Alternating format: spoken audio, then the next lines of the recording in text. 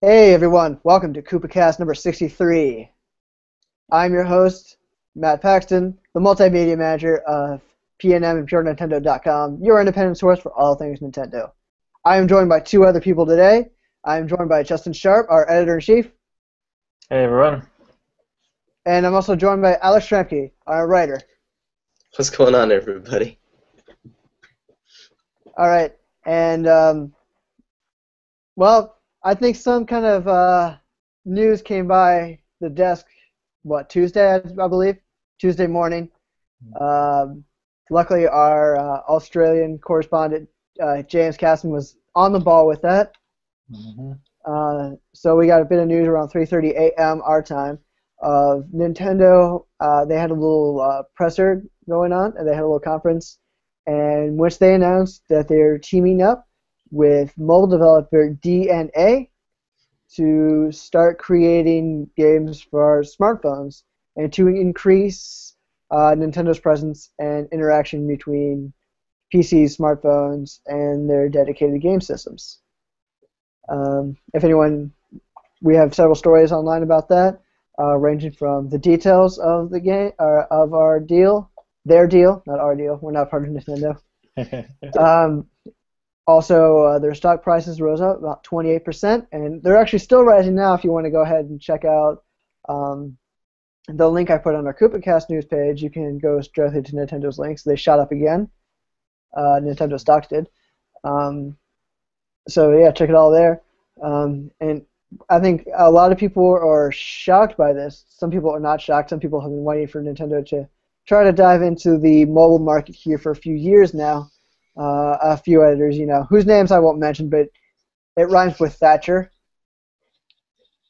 has talked about Nintendo going mobile or, going to another console maker.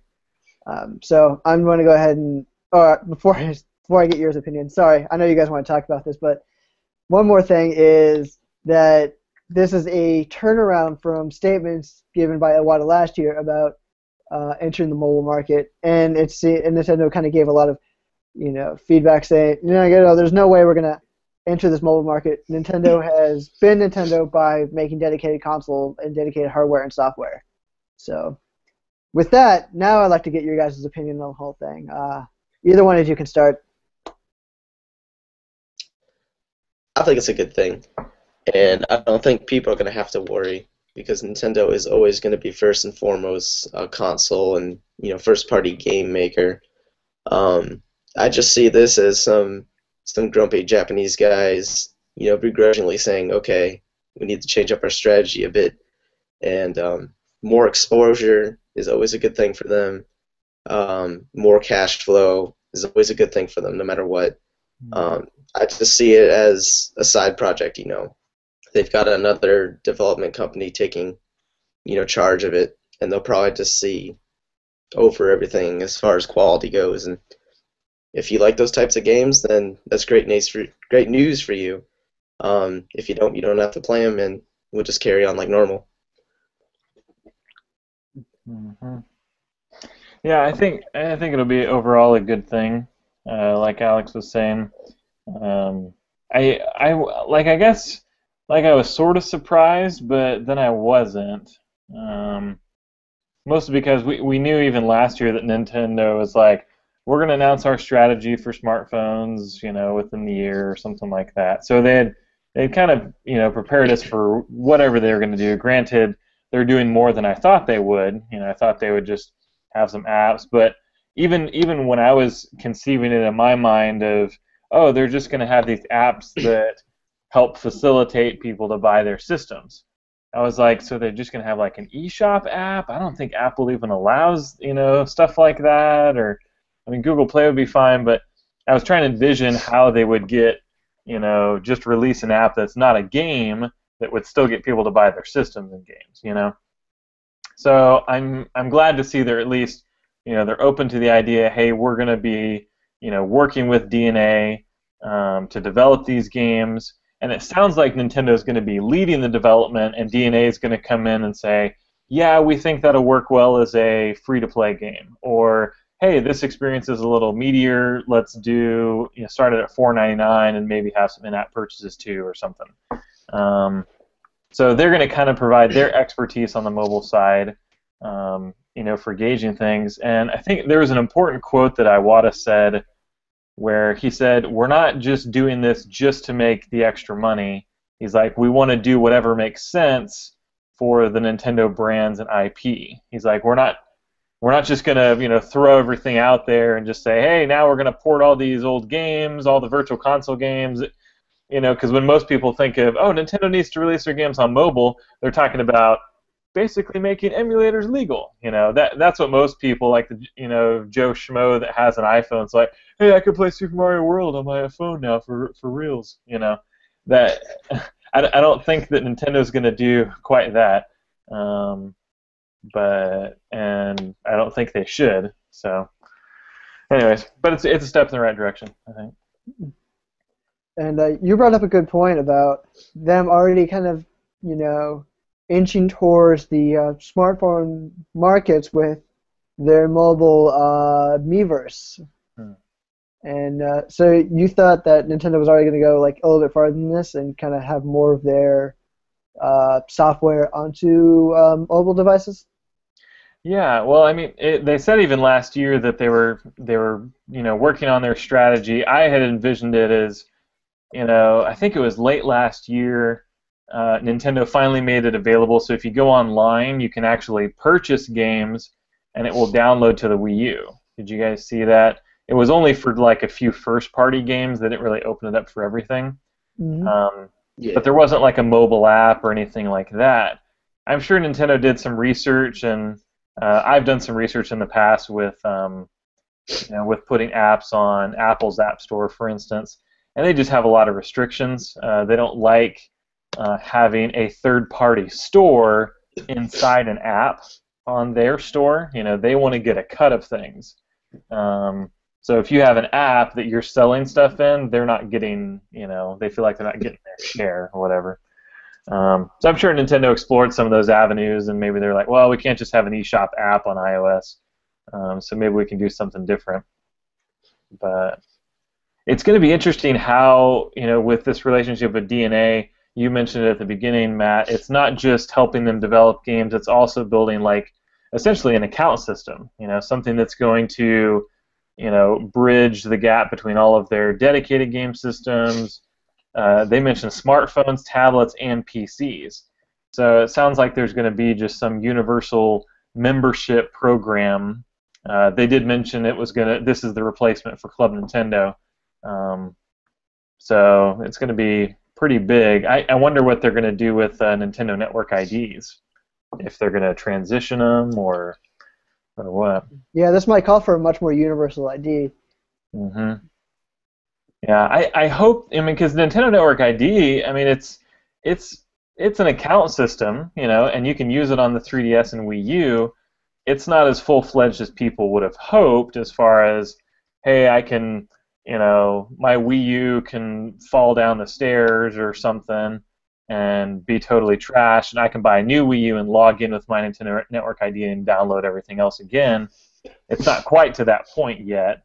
Like you can with an iPhone. You get a new iPhone, you can just log in with your Apple ID and download your old apps. But hopefully it gets to that point. Hopefully the fact that they're teaming up with DeNA means that they're really serious about a full-fledged account system now. Mm-hmm. And just to correct you a little bit, you can get your games back if your Wii U falls down the stairs and you buy a new Wii U. It's just a terribly tedious process. Yeah. You have to call several people and then prove that you bought it. Yeah, and I wasn't saying that. Like, it's just not as easy. Yeah, you do have to call them up. They do have a record of it, and that's what a lot of people. There's a lot of misconception out there that if you download any, don't download any digital games from Nintendo because you're never going to get it back. It's like, well, they're tied into Club Nintendo. They're tied to your Nintendo Network ID. They have a credit card log that you bought this game on their store. So if push comes to shove, you can get the games back. It's just a pain. Yeah. So, anyways. But do you think any of this was or this move was like maybe partly pressured because by the stockholders. I remember seeing a few stories quite like that where Nintendo's decision to really steadfast with their hardware and software, and then there wasn't as much confidence in Nintendo stocks all of a sudden. Mm-hmm. And so, do you think like a lot of power came to the stockholders when it came to that decision? Yeah, I think that was part of it, but I mean, Iwata even mentioned that he himself is disappointed in the Wii U. He's like I can't sit here and say I'm happy with the sales of the Wii U. So I think they started to see some of that, and they're like, okay, well, maybe we need to look carefully and look seriously at possibly doing some mobile game development. Just to at least as like a supplement, as like a third pillar. Miyamoto, I think, said in a Time interview today that he still believes very strongly that Nintendo always needs to be in the dedicated game system business. He's like that's just a really unique thing, and he doesn't want to go back to the point of just being a software company. Because back before Nintendo made the NES, I mean, they were making games for arcades, and Donkey Kong was on Atari 2600, and so I don't think they want to go back to that point. And I think this is their way of adapting without breaking. So. All right. And another question I had is, what do you think would be the best route for Nintendo to take in this new smartphone application market? Do you think they should go more free-to-play, or do you think they should go more premium games? That's a tough call right there. Mm-hmm. I honestly think there needs to be an even mix, because there are some people that genuinely enjoy those free-to-play games, and don't mind the in-app purchases. I'm not one of those people, but I could definitely see that being a profitable avenue for them. I guess what I'd have to say about that is I trust Nintendo as a company not to screw us over. Like how some of these free-to-play games it's like a ridiculous the things they charge you for. It's like you'll use a superpower and they'll be like, oh, you have to wait 5 minutes for it to recharge, or pay us $1 or something, and then you can use it right away. Yeah. So I have faith that like Nintendo will keep DeNA in check, and so that won't be too crazy. So I'm willing to give it a shot, but I think there should be like a good mix of free-to-play and premium games.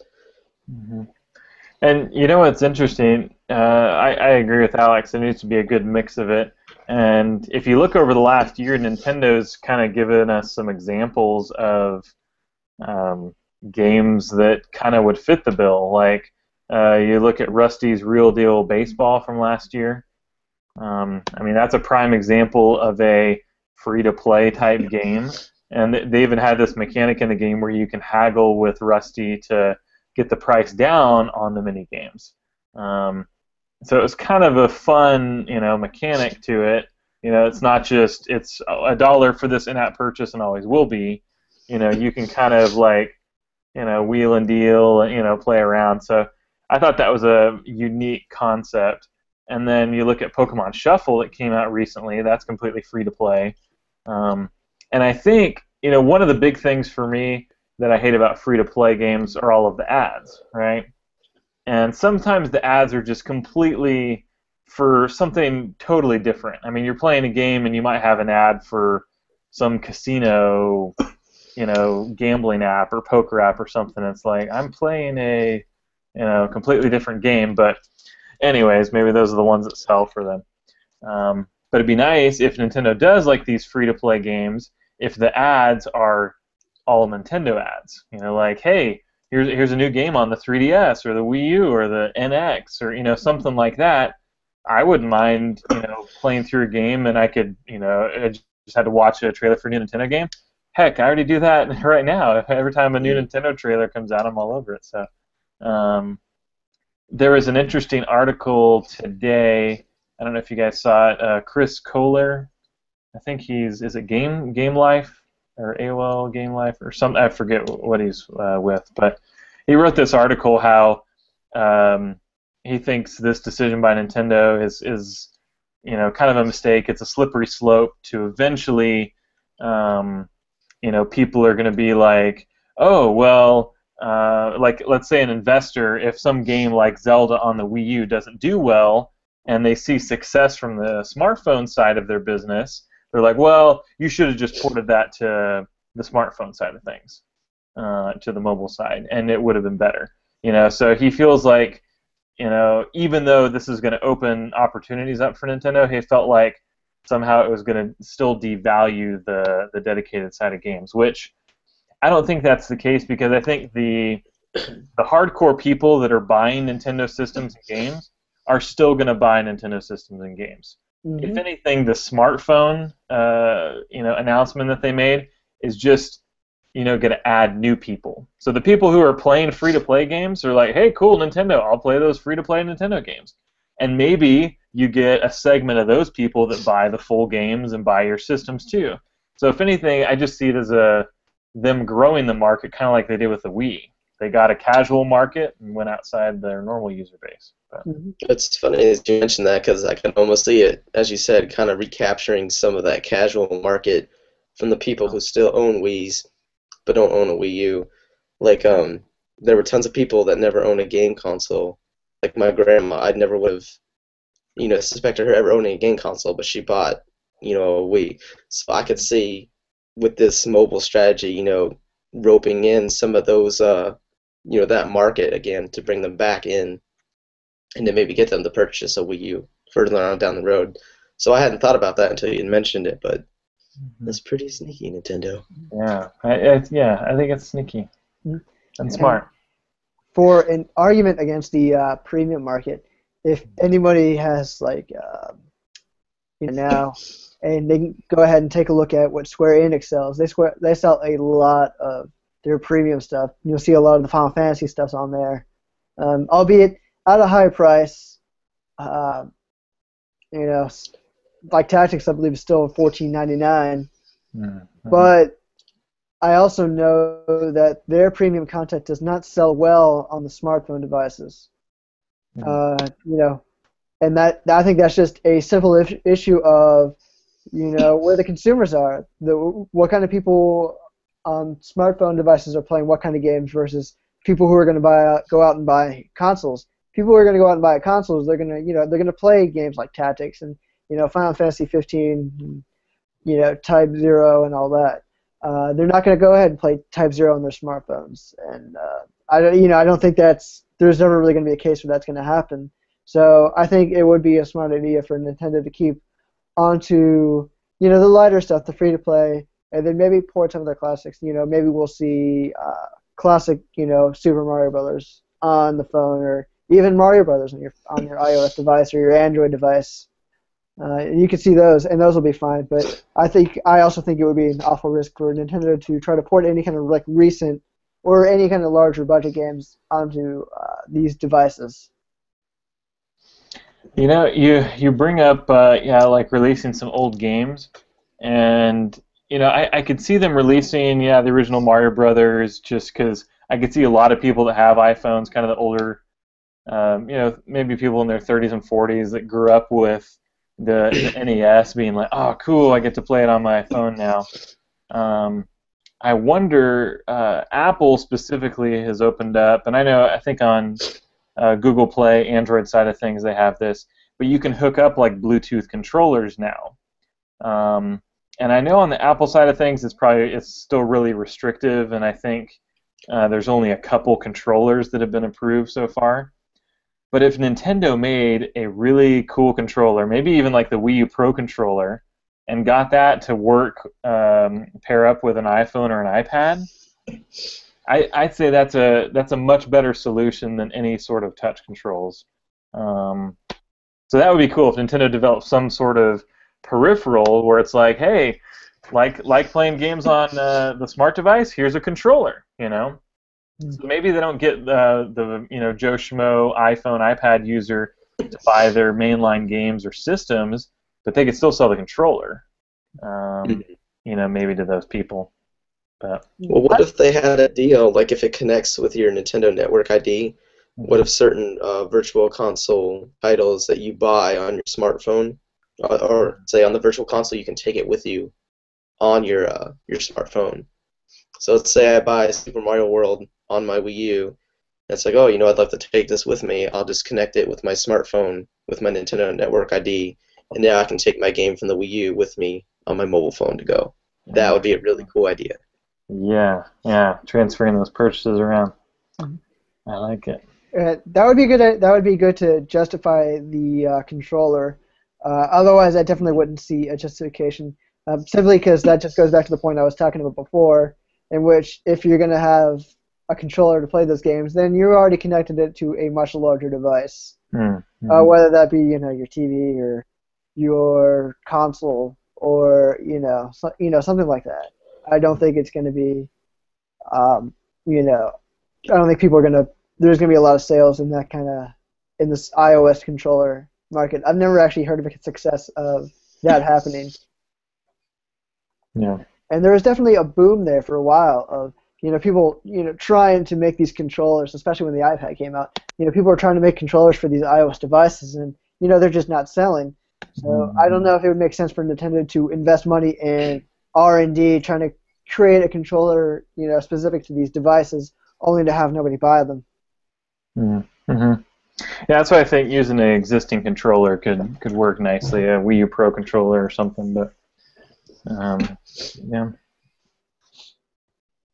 You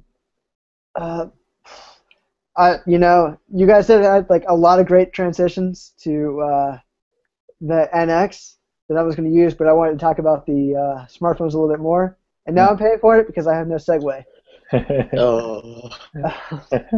So I figure we'll just go ahead and roll right along and talking about the very next announcement, and like literally the very next was in order to quell people's fears about Nintendo going all the way to the mobile market, is they announced that their codename NX, which is their next console, is currently in development. And we'll have more information on that around 2016, which means E3 is going to be a little bit bare for new consoles. So sorry guys who are going to E3 on that. But there's a little bit of a mixed reaction to that as well. Some people think it's too soon. Some people think that it's right for them to give up on the Wii U, and some people don't even think they're giving up on the Wii U. Some people think this is the right time for Nintendo to talk about their new stuff. So I just kind of want to know what you guys think about this upcoming NX, or even the announcement of an NX. Well, I wasn't too surprised. In fact, I was already kind of banking that they were working on their next-gen console. I mean, it's never too early to start building prototypes and testing your hardware. I remember reading Iwata Asks when they were talking about the development of the Wii U, how they spent so much time just focusing on how like the system was going to cool itself, and all the testing and stuff that they had to do to make sure that the system cooled properly and ran nicely. And so, I mean, you got to take the time to make a good piece of hardware. You got to take the time to build these prototypes and test it and iron out all the bugs, so that when your console's ready to ship, you're not getting red rings of death or anything like that. Not to call any other companies out or anything. No, I don't think you called out any specific company by mentioning a red ring. Never. But yeah, it's gonna be a while before we see this new console. The Wii U still has plenty of life left to it, so I don't think people should be worried about that. But it's exciting that they're working on it, and hopefully we get some news on it. That's about all I can really say or expect from them right now. But the Wii U should definitely be going strong. Yeah, it's interesting. I like the code name. The code name's cool, NX. But we've kind of talked about Nintendo's next system. Is it going to be, they just announced the NX. So is there going to be a new handheld and a new console? Is this going to be, that's why a lot of people are like, is it just going to be a hybrid, or what is it going to be? Some people today were even like, well, maybe it's a phone. Maybe Nintendo's making some sort of a phone thing. But I don't think it's a phone because Nintendo specifically said game. It's a game dedicated Yeah, system or some dedicated game system. dedicated game device. Yeah. So I don't think it would be a phone or something to try and compete in that market. Um, but yeah, it makes me wonder if it's not necessarily a successor to the Wii U, but like a successor to the 3DS that is maybe becoming a successor to the Wii U just by virtue of, hey, if we have some sort of like a little base console, we're already developing this new handheld device that we've been working on. The Wii U sales aren't doing well. Maybe we could do some sort of a hybrid. I don't know. I mean, I would still like them to have two separate systems, just because they can do some cool stuff with each of them. But if they really are trying to go to like this one unified platform where their games can run, on all these future devices, I don't know. It makes me wonder if it's going to be one hybrid system. But I don't think it will be a a successor to the 3DS. Maybe not even to the Wii U. And I'm just going off of one picture at this. If you look on our website, purenintendo.com, you can see they have a little graphic there talking about their universal system that they're trying to develop between all these different platforms. And they have the tablet, the smartphone, the PC, but they also have the 3DS and the Wii U on there, and then below that is the NX. So it looks like they're trying to have something that communicates with all of these, maybe? Mm-hmm. Some sort of people were mentioning like a third pillar, like a third system, which ironically, do you guys remember when they first announced the DS? Yeah. That was supposed to be the third pillar between the Nintendo and the Game Boy. Yeah. So because the GameCube was out already. So let's see. When did the DS come out? 2001. So I guess the Wii. No. I'm No. completely guessing on that. 2001 would have been the Game Boy Advance because the GameCube came out in 2001, the same year as the Game Boy Advance. Right, you're right. The DS was fairly. I remember they didn't announce the DS that far after the Game Boy Advance. It was like '04, I think. Yeah, it was pretty early. And so people were. I remember at the time they were like, "Wow, I mean the Game Boy Advance is selling pretty well." They had the SP by then, and a couple other variants. They had like a backlight SP and then a frontlight SP. And I missed all of those and just have the regular one. Yeah. 2004, you're right on. Yeah. So yeah, in '04, so people were like, "Man, it's only been 3 years for the Game Boy Advance." And I remember they kind of quelled those fears, like, "Oh, this is a third pillar, We're still going to have Game Boy, GameCube at the time. The Wii was maybe announced in '04 by that point. It came out in '06, but maybe it was still called Revolution at that time. So like, yeah, third pillar, cool. But then as we saw after that, I mean, the Game Boy just died off just because of the DS took off. So. And there was no way that wasn't going to happen because the DS was just so much more graphically intensive than the Game Boy Advance. Yeah, it was very interesting how they approached that, like thinking that all of them could coexist. But I don't know. It makes me wonder about the NX if it really is like you're saying, Matt, some sort of a brand new device that's going to coexist with the 3DS and Wii U for a little bit, or. I mean, I think that they think that might happen, but I don't think that'll happen. Yeah. Because like you said, when you brought up with the DS and the Game Boy Advance and the three pillars, I mean, whatever system they make, that's the system that's going to inevitably replace one of those two other ones, probably the Wii U, simply because we just have the new 3DS. Right. And that would be a really, really jerk move by Nintendo to suddenly replace a brand new console or handheld like that. Well, it wouldn't be suddenly replaced. I mean, if this NX, they're not even going to talk about it till, let's say, early 2016. It's probably not going to come out till end of 2016.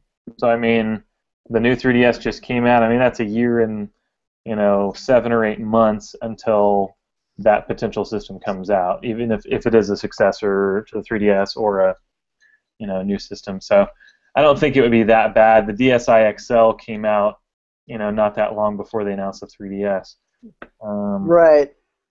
But as far as your question about being too soon or not, Alex was mentioning it's never too soon to start working on a new system, and I always think it's funny when these websites are like, "Hey, Nintendo's working on their next system."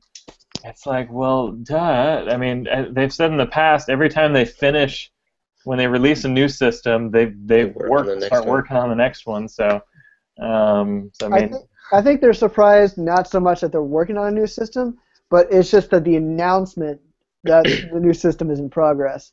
I think that's what's really catching people's eyes. Because we're all assuming that there's always a new console in place. Like, Sony and Microsoft are probably working on their next successors for the PS4 and the Xbox One. But, I would doubt on that. But you think? Oh, I don't know. Since theirs have only been out a year, and they're like, oh yeah, 10-year life cycle, 10-year life cycle. Yeah, 10-year life cycle. We'll see about that. They're looking at something, I think. Yeah. Somebody's looking at something. That's all I'm saying. But nobody expects that these are the final consoles. I think that's the point I was trying to make. Yeah. Nobody's expecting that those two consoles are the final consoles ever by those companies. Right. Mm-hmm. Yeah, but Yeah. So people are, I think, just maybe some people are taking the fact that they're saying that Nintendo's announcing this. Maybe they're thinking that this is a signal like, okay, Nintendo's going to start trying to move on from their current console to the next console. Like, this is their signal that we're nearing the end of the Wii U. Mm. So I think that's what people are really focusing on. Right. Yeah, and I mean, it's possible that this new system comes out to replace the Wii U or the 3DS or both. And let's say it's end of 2016, I mean, that's still not that bad of a hardware life cycle. I mean, to me, I thought the Wii went a year long, and it was 6 years. Nintendo has traditionally gone with 5 years. So with the fact that, the Wii U sales, have been tracking lower than the GameCube, which had a 5-year cycle, I mean, 4 years. I mean, the Wii U came out in end of 2012. If the successor comes out end of 2016, I mean, it's still a 4-year cycle, and arguably it's probably going to sell 20-25 million by the end there, so close to GameCube. So I don't know. I wouldn't be super surprised by that. But. Now, I guess my next question is, Nintendo already said they have a brand new concept out there with this new one.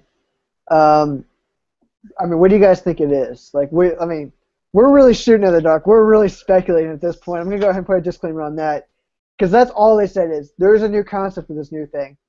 I think the only avenue they have left to explore is what we've been talking about so far, which is this, this involvement with all these other different platforms, with the PC and the tablets and all that. Mm-hmm. I think that's their newest feature. It's something that really involves all their other products and ties it together. Because at this point, they've done motion controls, they've done traditional controls, they've got the second screen. I mean, obviously there's a reason why I don't work with Nintendo, is I can't come up with these ideas. I also can't speak Japanese, but So, I mean, did you guys have any ideas where Nintendo could possibly go with this? Well, we still haven't heard anything about our quality of life. Maybe there's a hint that might tie into not just your health, but it might tie into games and mobile stuff. That's really a shot in the dark, but I'm thinking about that because they had mentioned that, and now it's kind of gone quiet, and they haven't really said anything, and now they've announced this, so maybe whatever they're planning for quality of life might tie into the mobile and console stuff. But didn't they say that the quality of life was going to be a separate venture from their traditional gaming consoles, if I remember that correctly? They might have, but they're always changing things. Don't ruin my dream. Yeah. Yeah. Just last year they said they weren't going to go mobile. Yeah. Exactly. Yeah. So. They're like, we can change our mind. We're Nintendo. Yeah, that's right. What's that saying? Nintendo gonna Nintendo or something like that? Yeah. I've never heard of that phrase. Nintendo gonna Nintendo? Yeah, it's on some sort of animated GIF somewhere. But it's like Nintendo's always gonna do what Nintendo's gonna do. So it's the other one I'm familiar with was the Miyamoto and Iwata standing up with the 3DS and saying it prints money while like Yeah. dollar bills fly out of the DS. Yeah. Yeah. Mm-hmm.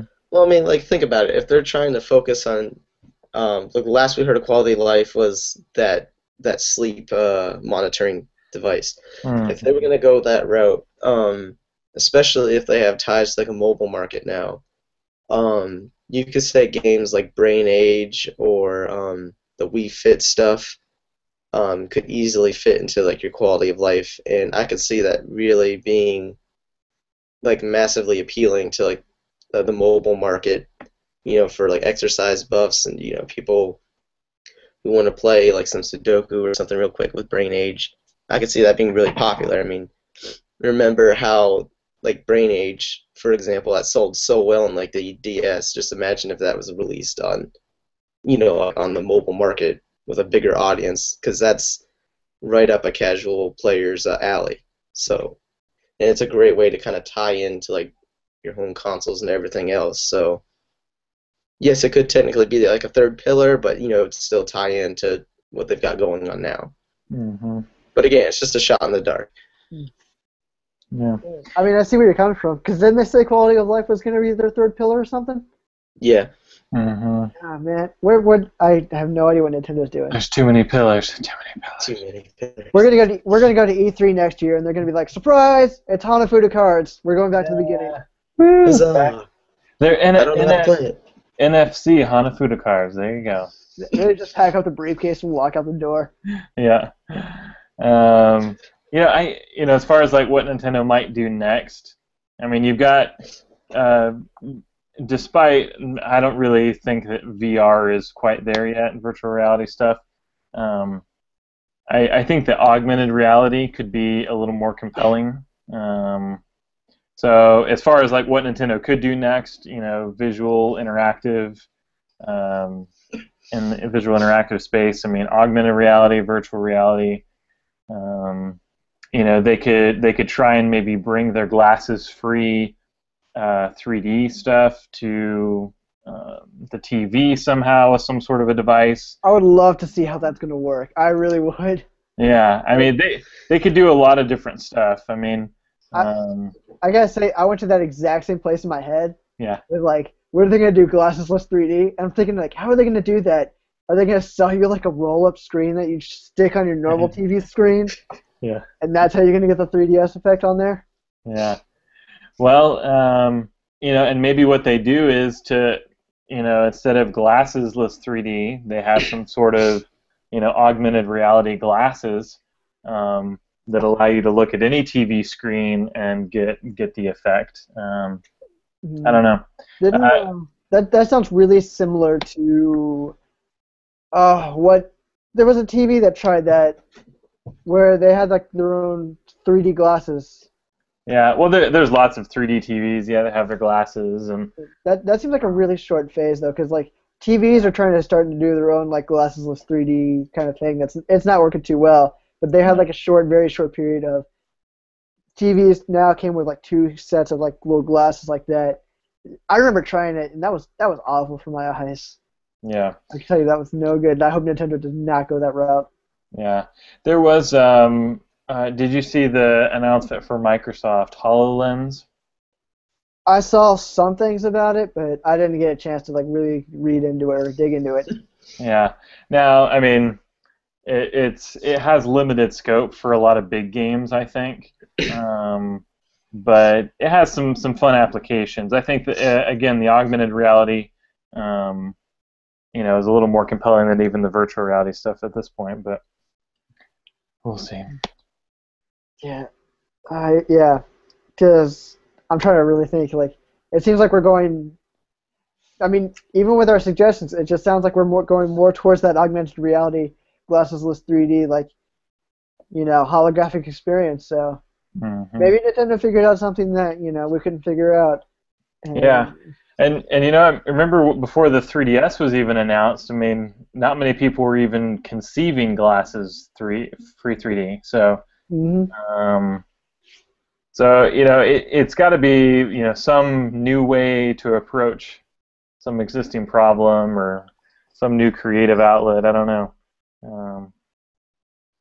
I don't think Nintendo's going to go the route of just trying to compete with the other two consoles. I don't think Nintendo's magically going to say, hey, we're going to have this crazy powerful HD super spec system. Here you go. This is what you want, right?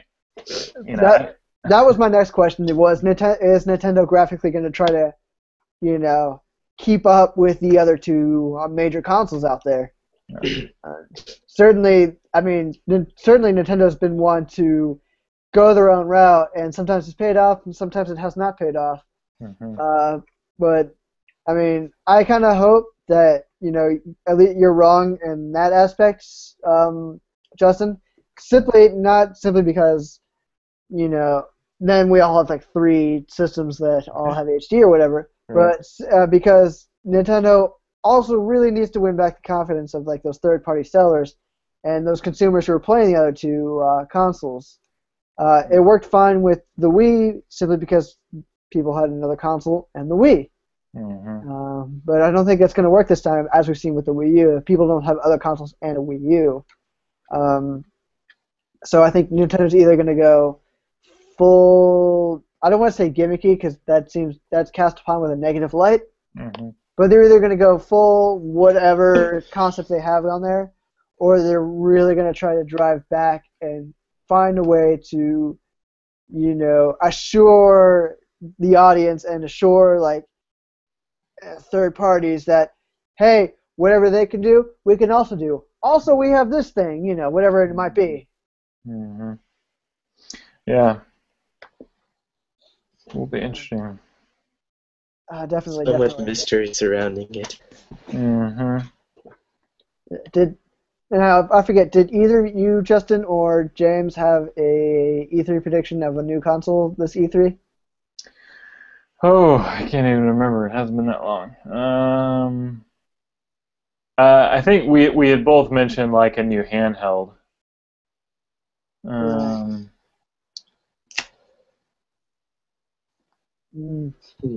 Wait, you guys mentioned new handheld? Was that... When did they announce that there's going to be a new 3DS? I thought that was before January. I'm checking it out here.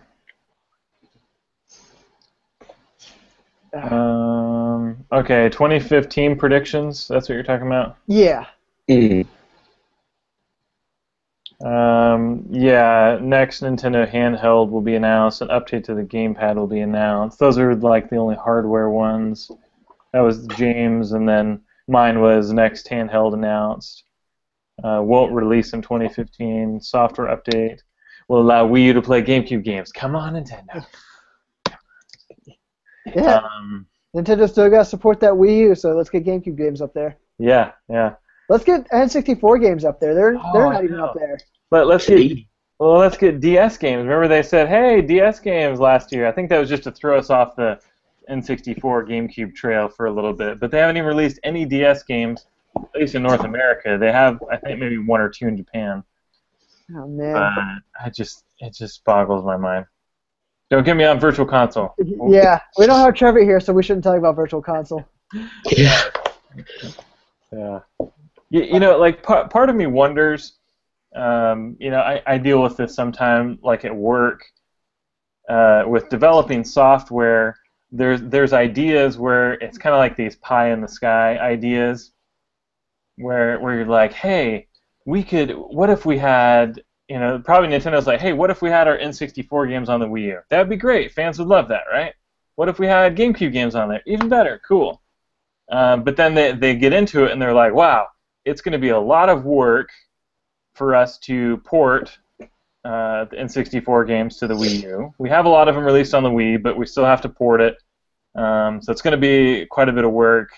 Maybe we don't want to do it. And maybe what they evaluated was, hey, we're developing this next system, and we're going to be able to have, maybe they're using their own Nintendo Web Framework, something that, as you guys know, Web Framework is pretty multi-device compatible. Pretty much every device can interpret that. So potentially, maybe they're like, hey, well, maybe we'll just, not work on the N64 porting for Wii U, kind of hold people off with some releases for Super Nintendo and that stuff. and then we'll just come out with the next system, which is going to have all of these games, available from the get-go. But I don't know. I completely agree with you. If Nintendo did not just release 3 Wii games for the Wii U. Yeah. Yeah. Like, what is that? Like, if it's too much work for N64 titles, so we're going to skip 2 generations?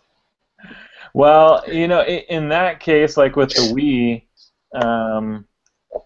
yeah, I could see that just as, hey, with the system already plays Wii games, by default, so, yeah. I don't know. I don't understand the logic. I'm trying to understand it. Yeah, there was no logic. Like, it was cool that you can get Punch-Out and Mario Galaxy 2 on your Wii U. Yeah. But, I mean, it already plays Wii games. It's already got its own Wii emulator in there. Yeah. Or not even emulator. It has a lot of the hardware. Mm-hmm. Yeah, I don't know what it's called. You're the tech guy. I am not the tech guy. Yeah. You were talking about web development and all that, like, not even just a few seconds ago, and you're like, you all know that. I'm like, I have no idea what you're talking about. Yeah, you guys know that, yeah. I have no idea. This is why I have you on for tech stuff, because I can't interpret anything they're talking about. Yeah.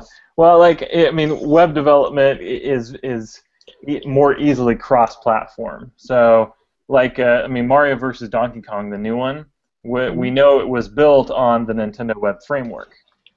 So, if I carry that logic forward a little bit and they start, let's say all of the Virtual Console games in 2015, they're using Nintendo Web Framework for coding them. So maybe they're, doing a bunch of other games in the background, and maybe they'll release some of those. Maybe they're like, hey, here's some N64 games, cool. But they're working harder and harder and harder to port a lot of other ones in the background that we don't see, so that they're gearing up for whatever this next system, transition will be, and they want to say, hey, at the launch of this, we've got, 200, NES games, 200 Super Nintendo games, all this other stuff that we've been able to port over here, and you have this catalog of 1,000 games with this new system. Just create a membership account with Nintendo. You can play it on any of these devices. I don't know. But maybe. That's my pie-in-the-sky hope, I guess. Yeah. I like the idea as long as they also do the same thing with the Wii U. Like, because they're saying, it can communicate with anything. There's going to be this huge framework, right? Mm-hmm. Well, if there's this huge framework, then to me it sounds like, or I should say to me and like my caveman knowledge of technology, this kind of technology, it sounds like whatever they can do with this NX, they should also be able to do with the Wii U if they want to have a universal and communicative system. Yeah, definitely. And so, yeah, your point's valid. If they can really do all this stuff, why aren't they doing it with the Wii U currently? Yeah, and then to boost sales, or why is it going to be any different for the next system versus this? Yeah, and then look, if they do it, then hey, it's already ready and it's already out for the Wii U. And then the NX came out, and we're like, oh look, we just transferred all the stuff to the NX. Mm-hmm. Yeah. I do think they've done a lot of good software updates on the Wii U and the 3DS. I mean, the 3DS is almost like at version 10 or something. So, yeah, I think it's like 10.9 or some nonsense. Yeah, well, I think it's still at 9. It's like 9.5, 10, or but it's almost at like 10.0. But I really hope that continues, and there's no reason that they keep they add some new membership account system or whatever with this DeNA partnership. There's no reason they can't add that to the existing platforms, and I think they will. So we'll see. Yeah. Oh, well, does anybody have any parting words for this podcast? Oh, we don't know anything. That's right. That's true. We don't know anything. Come with us on this journey of not knowing. Yes. We'll find out together. This grand journey of speculation. Let us be your spirit guides. Mm-hmm. And then hopefully Justin will be here to talk about the technical stuff. Yeah. I still try to understand it myself. So. You're doing a far better job than I am. No. It's fun. I like figuring out how things work, and I like that they don't tell us some things, so we can try and infer and try and figure it out. But let's see. Yeah. Well, I mean, I can figure things out as long as it's all like mechanical and I can like see the parts moving. Yeah. Like, oh, that runs that and that runs that. As soon as you start getting into stuff like, um, it's like there's too many microchips or whatever involved, then I'm checking out. Yeah. And yes, just to reassure everybody, I am the video guy and I work with technology on a daily basis. Hang on, I think we might have a question. I don't know. Oh, snap. Yeah, snap indeed. Snap. So quick, somebody vamp while I get this. I'm excited about the NX. I hope they do some cool stuff. It's just too early to tell, really. I'll get Yeah. excited once I get a little more info. Mm-hmm. Let's see. Okay. Oh, okay. There are questions that look like they might have long answers, and also have nothing to do with the our topic at hand. I don't Just know. the way I like it.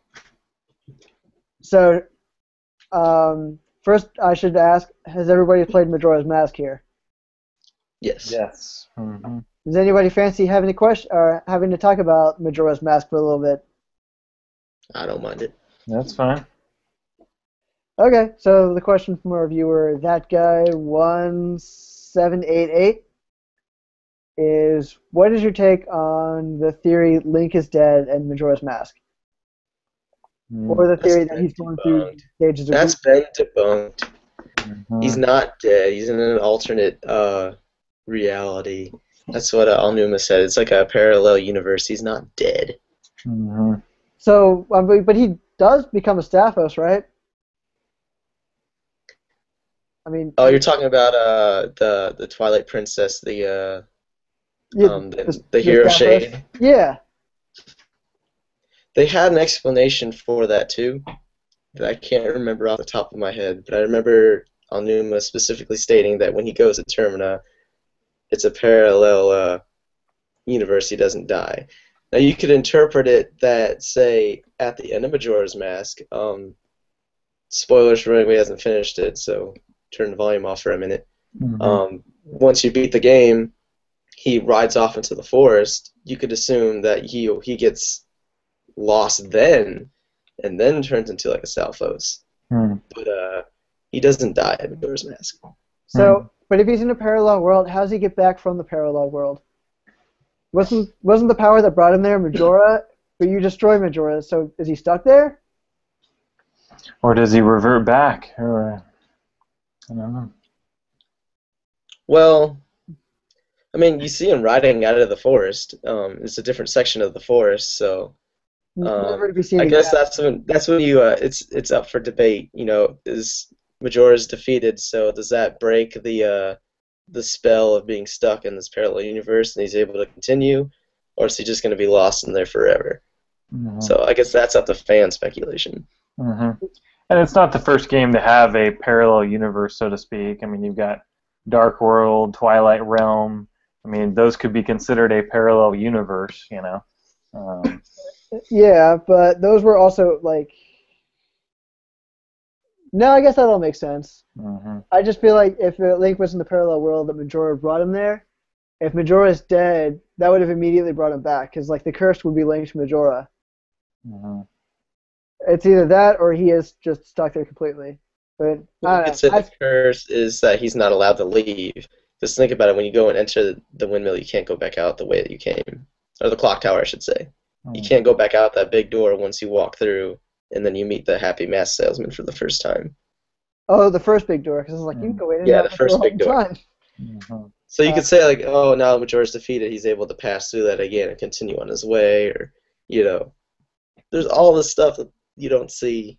It's all off screen. Yeah, where did the salesman go? Because he was part of Ocarina of Time, and all of a sudden he's not. Mm-hmm. And it's the same salesman. And why is he so disappointed that the evil has left the mask? There's a lot of questions there. Because he says that like he's disappointed. He says that when he's disappointed when you give him back the mask, he's like, oh, it seems the evil's left the mask after all. Mm-hmm. Wouldn't he be relieved? Or I felt like That's why I That's said what he I'm. was relieved. That's what I'm saying. He's kind of a. If kind of a he sneaky guy. if he was relieved, he would have responded in a slightly different way, I think. But, oh, thank goodness the evil's gone. Not after all. Like, oh. It's like, oh man. Yeah. Like he's lamenting the fact. I don't know. Maybe that's a translation error. Could be. So much speculation. But I don't know. I still think he's the hero shade from Twilight Princess. The same Link. I mean, why else would he know all those Ocarina of Time songs? Fair enough. Yeah. Mm-hmm. I just don't think he dies during Majora's Mask. You could say he gets lost and turns into a Stalfos after. That's what I subscribe to. Well, I mean, that's what the theory is. Like, it's all in his mind or something. And then at the end of the game, that's when he starts becoming a Stalfos. Well, like the Link is dead theory is like he supposedly dies when he falls down that big pit right before he turns into a Deku Scrub, and then the whole game is in his mind, and it's supposed to be him accepting his death. Like each dungeon is supposed to be a stage of grief. That I don't buy into. Right. I mean, death is pretty much like one of the biggest themes in that game. Coping with it, coming to terms. We could just go like round and round circles with this, though. Yeah, we could. Which I think was our readers' hope that would happen. Yeah.